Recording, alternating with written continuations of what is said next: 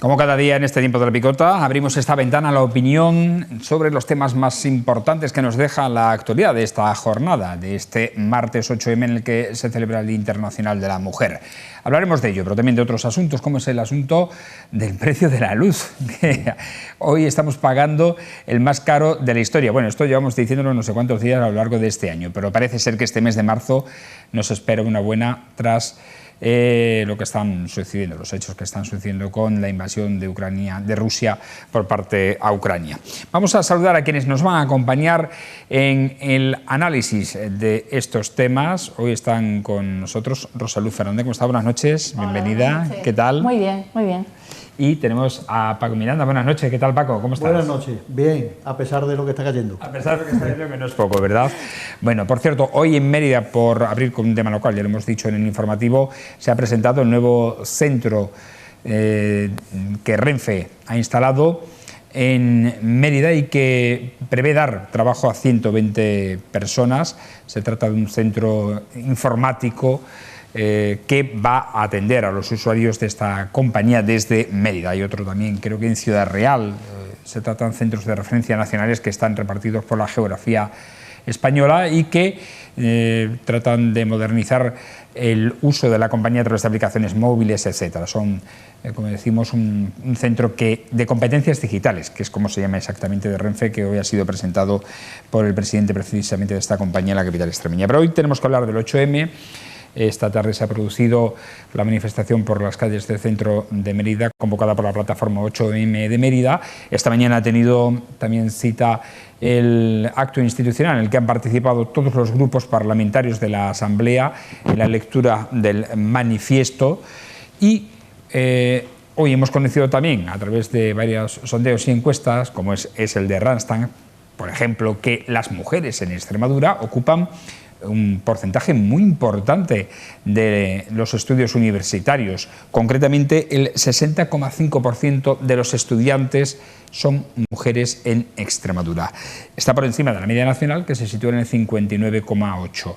Estamos un poquito en la media alta de participación femenina en estudios superiores. Sin embargo, resulta que aún sigue habiendo brecha salarial en los puestos de trabajo, es decir, en un mismo puesto de trabajo ocupado por un hombre y una mujer, hay mujeres que cobran menos. Concretamente, esa brecha salarial, según un estudio, se sitúa en los 2.500 euros en Extremadura. Está por debajo de la media nacional, ya que la media nacional está en 4.500 euros y Extremadura está, como decimos, muy por debajo de esa media, pero sigue abriendo esa brecha salarial. Y lo curioso es que teniendo a personas más capacitadas, lo digo por titulación universitaria, mujeres que pueden ocupar puestos de mayor relevancia de trabajo, sin embargo, en el conjunto total sigue existiendo la brecha salarial.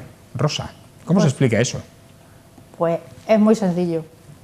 Simplemente, a ver, por un lado hay una cuestión de género dentro de las titulaciones universitarias también, porque se produce también una brecha de género dentro de las titulaciones a las que acceden las distintas mujeres. Principalmente se relacionan todas con la parte más social, pero la parte de ingeniería, la parte de ciencia, exceptuando medicina, suelen ser las carreras que menos cogen las mujeres, sobre todo ingenierías. Hay una muy importante en una muy actual, que es la de ingenierías informáticas. En esa suele haber siempre un número bastante inferior de mujeres que acceden a ese tipo de carreras que a otras. Resulta extraño porque la mayor parte de las mujeres suelen ser de las que encima son las que sacan las notas más altas en la selectividad para poder elegir con mayor comodidad el tipo de carrera a la que suelen acceder. Y es en ellas, es precisamente esa en la que se produce una primera brecha. Y en la brecha económica es muy sencillo, o sea, depende del puesto de trabajo muchas veces y de la empresa que tenga. No se tiene el mismo acceso a tener un puesto de trabajo o las mismas condiciones porque ya la mayor parte de los empresarios o presuponen que, porque aunque sea muy obvio decirlo, presuponen que cuando ya una mujer tiene hijos o tiene que atender una familia, ya no va a tener que a lo mejor, o no va a poder optar a unas jornadas de mañana y tarde, o no va a poder optar a ciertas cosas, o aun pudiendo optarlas, prefieren que no las hagan unas mujeres. Entonces eso quita a la mujer que pueda percibir ciertos complementos que están relacionados en ese tipo de tareas, con lo cual se produce la brecha de género. Esto incluso dentro de la propia administración pública, que aunque la administración pública pueda parecer que otorga una igualdad salarial dentro de la misma, porque se cobra exactamente lo mismo en unas y en otras, pero siempre existe esa pequeña brecha, esa pequeña predisposición a que un puesto sea ocupado o un puesto determinado sea ocupado por hombres o por mujeres. Y como bien digo también, hay también esa predisposición también en función del tipo de titulaciones o la forma de acceder a ciertos puestos. Paco, ¿cómo lo ves? Bueno, pues a ver, es obvio, los datos están ahí y los estudios de esos diferenciales son reales, están ahí, pero yo intentaría pensar, porque es verdad que ahora mencionaba Rosa, el hecho de los accesos a las distintas titulaciones, pero es verdad que eso no puede tener más que ver con un componente, no sé, cultural, social, o porque el acceso es libre y cada persona puede optar a la ingeniería o a la licenciatura que estime más conveniente. Por lo tanto, creo que en ese perdona, sentido, Paco, en una región como la nuestra, en la que el sector público tiene un peso muy importante y en el que precisamente la mujer tiene un peso muy importante dentro del sector público en Extremadura. Claro, por eso digo que en ese sentido el que ahí haya diferenciaciones no tendrá tanto que ver con ningún otro componente, salvo el que personalmente, por la razón que sea, se opten por unas titulaciones o por otras. Pero luego, al mismo tiempo, cuando tiene que ver con las diferencias salariales, con la posibilidad de que las empresas pudieran pensar que el momento ese de la maternidad pudiera ser un menoscabo a la hora de poder optar a un puesto u otro, yo diría que ahí hay un componente endémico que es mucho más profundo. Y yo lo situaría en el hecho de que quizás cuando se hablan de conciliación laboral familiar, pues parece que se pone un poco toda la carga en la empresa, con lo cual es fácil caer en la idea de que el empresario pueda pensar en lo que tiene que ver con su rentabilidad, que también es lícito. Es decir, no nos vamos a hacer trampas en el solitario. Sin embargo, hay otras sociedades, otros países donde ahí sí que hay un esfuerzo importante por parte de la administración a la hora de hacerle esa conciliación, de manera... Es que, claro, nos tenemos que situar en el contexto de qué es España y a nivel empresarial. O sea, nosotros tenemos aproximadamente, las pymes conforman aproximadamente el 94% del tejido empresarial del país en su conjunto. En las grandes empresas probablemente ese problema no existe tanto porque tienen un volumen más y unas estructuras quizás un poco más consolidadas, pero en cualquier caso, porcentualmente, si tuviéramos que plantearlo desde cuál es el mercado laboral y si hablamos de que son autónomos, pymes, pequeñas y medianas empresas, las que conforman el tejido empresarial en un 94% de nuestro país, pues también es verdad que a lo mejor habría que hacer un planteamiento desde la propia administración, un esfuerzo fuerte para que esa conciliación se produzca, porque además luego es la pescadilla que se muerde la cola. Hay muchas mujeres que a lo mejor optan por retrasar la maternidad por las cuestiones que tienen que ver con su ámbito laboral, pues probablemente por estas circunstancias que estamos hablando, con lo que es el envejecimiento de la propia población, con lo que el relevo generacional pues está costando más en los países desarrollados, y España está casi creo que estamos por detrás de Japón en cuanto al número de nacimientos, de menor nacimiento porcentual, y yo creo que ya los hemos rebasado. Es decir, que yo creo que es un problema mucho más profundo en el que la propia administración debería de involucrarse fuertemente con unos incentivos a la conciliación, pues a la empresa, al trabajador, de manera que eso no suponga ningún menoscabo, ni para el uno ni para el otro. Y yo creo que es una apuesta en firme para el futuro del desarrollo de un país. O sea, si tú consigues que nuestro panorama laboral, hombres-mujeres, no se vea desequilibrado y mucho menos por esta cuestión que tiene que ver con el acceso a la maternidad, la apuesta creo que es muy en positivo, que cualquier esfuerzo que se haga en ese sentido se va a ver revertido en un beneficio a futuro. Quizás ahí, a mi juicio, ese sería uno de los puntos claves a los que habría que meterle mano y que en su momento los distintos partidos se pusieran de acuerdo, que tuvieran plena conciencia de esa necesidad y que esto sí que fuera una cuestión de Estado.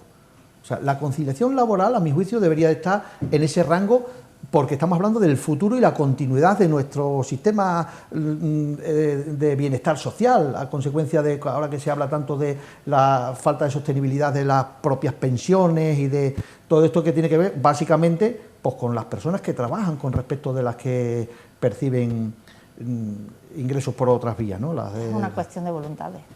Sí, existe el plan Me Cuida, se gestionó a partir de la pandemia. La pandemia nos ha traído muchas cosas malas, pero también nos ha traído cosas muy buenas, que es cuestión de aprovecharla.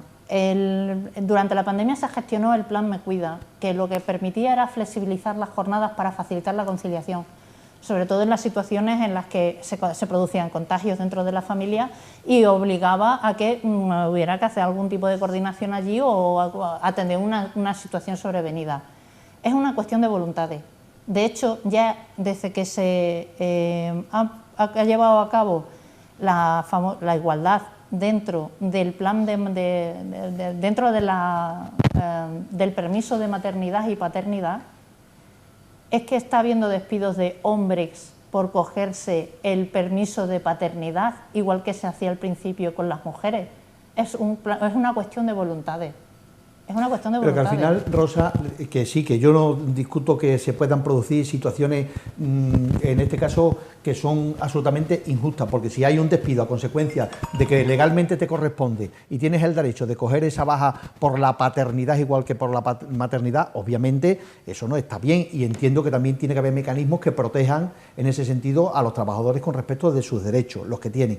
Pero que al final lo que no se puede es legislar de forma circunstancial y casual. A lo mejor esta cuestión que ha sido sobrevenida, porque no era algo que se pudiera haber esperado, y se han puesto algunas herramientas al alcance de esa conciliación, puntualmente y coyunturalmente, vale, habrán podido ser útiles, pero lo que es cierto es que tú tienes que plantearte algo de forma estructural.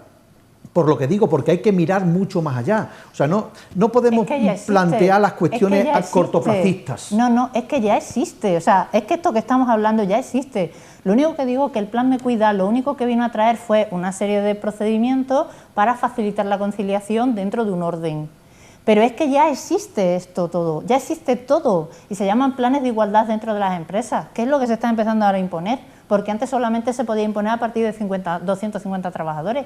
Ahora ya se puede hacer para cualquier tipo de empresa y eso te sirve para valorar todos los sistemas de conciliación, porque es evidente que cada tipo de empresa necesita conciliar de una manera distinta en función a la estructura o al servicio que ofrece. Pero la carga... Esas cosas son todas... No es la carga, o sea, no es la carga. No puede recaer solo en la empresa. Es que no cae solo en la empresa. Hombre, es que no cae solo en la empresa. No, porque se trata de instrumentalizar los sistemas que hay. O sea, es que se trata de hacer eso. Al final, un pequeño empresario, vamos, un empresario en general, pero un pequeño empresario que quizás tenga menos capacidad de maniobra, las cuentas son las que son.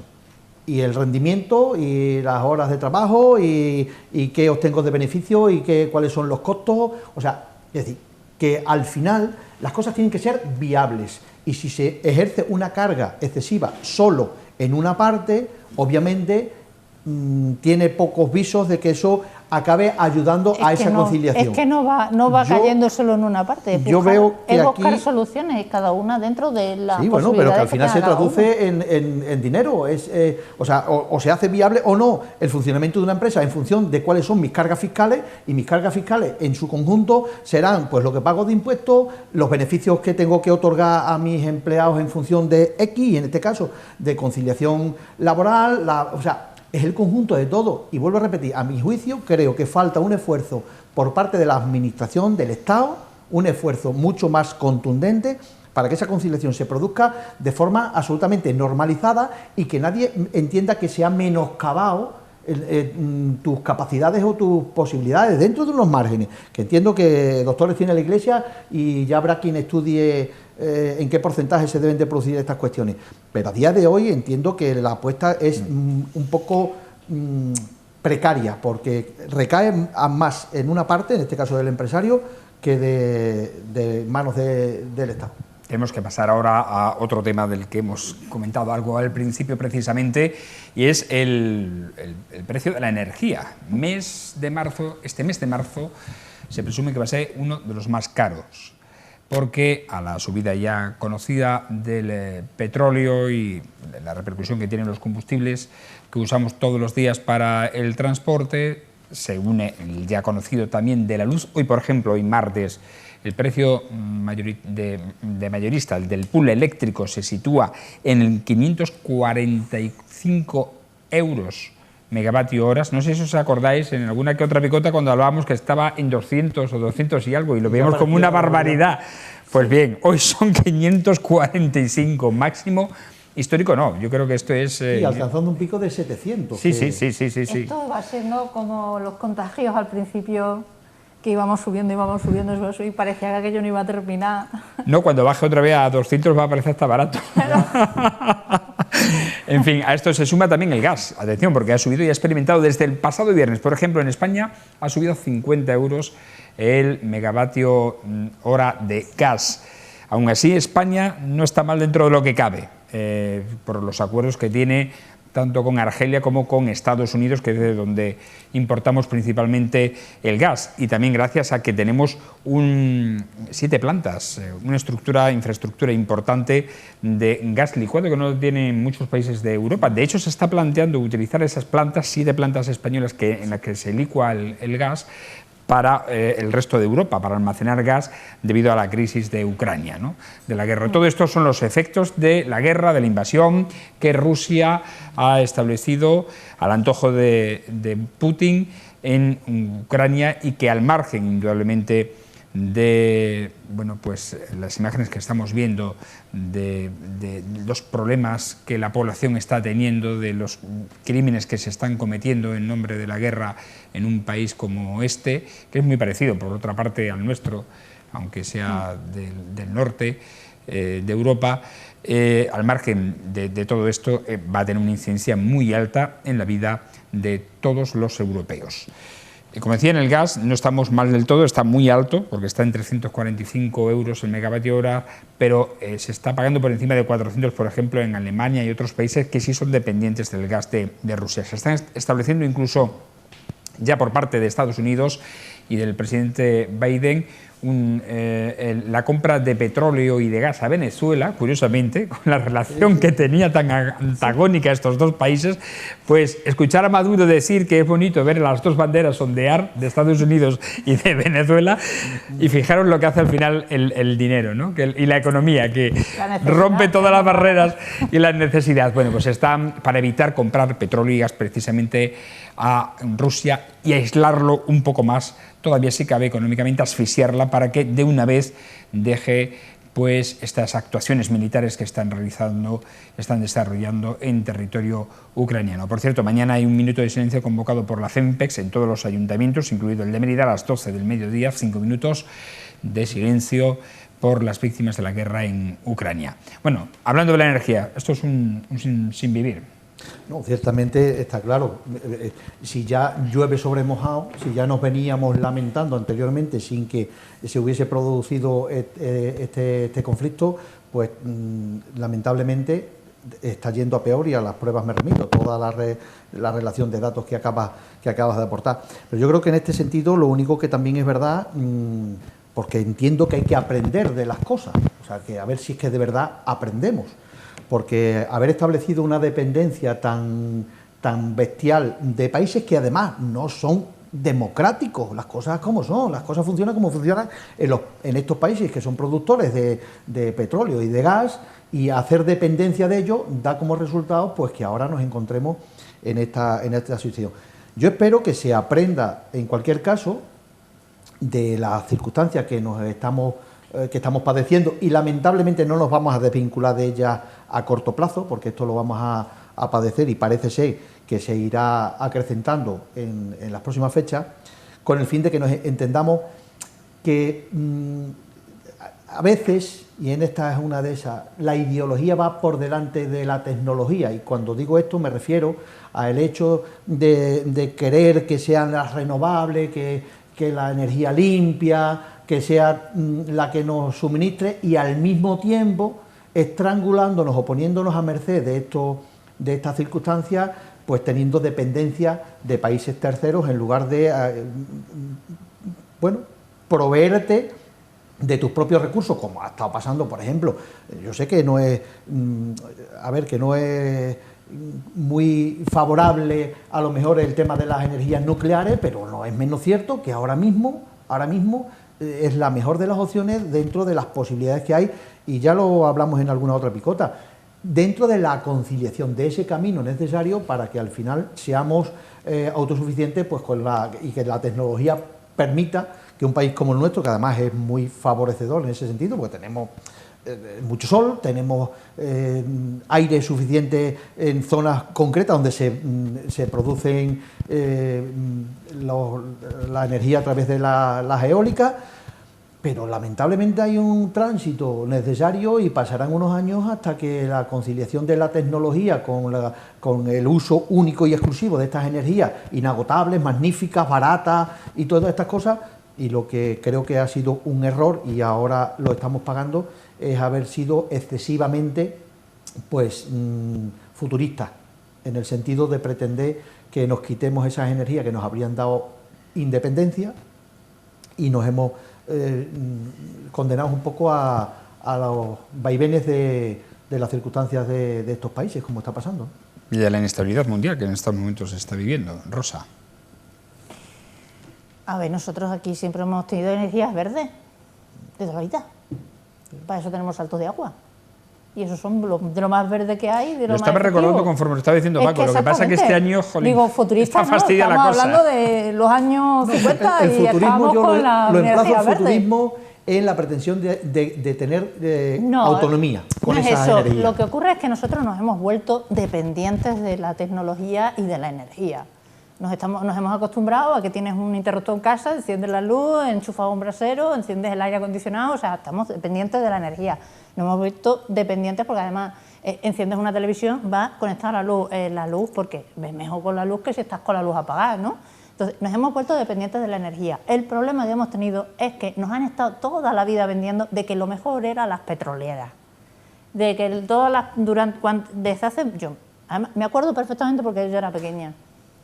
En aquella época había un señor en Galicia que consiguió poner en marcha el motor de un coche con aceite. Y hace ya la pila de años. Estamos hasta para que ya el hombre ni viva, seguramente. ¿Qué pasaba? Que cada vez que se instauraba una energía que fuera limpia, que fuera menos dependiente del petróleo, hasta hace 2 días, porque fue hasta ayer, han estado vendiendo que lo mejor que era la energía del petróleo. ¿Qué ha pasado? Y siempre venía por detrás hablándose de, hombre, es que el petróleo se puede acabar en cualquier momento, hay que empezar a pensar en otra cosa, pero no dejes de usar la gasolina, no dejes de usar el gasoil. Hasta hace 2 días, que ha sido cuando no se han empezado a impulsar un poco los vehículos eléctricos, los vehículos híbridos, de aquí para atrás era casi hablar del demonio, directamente.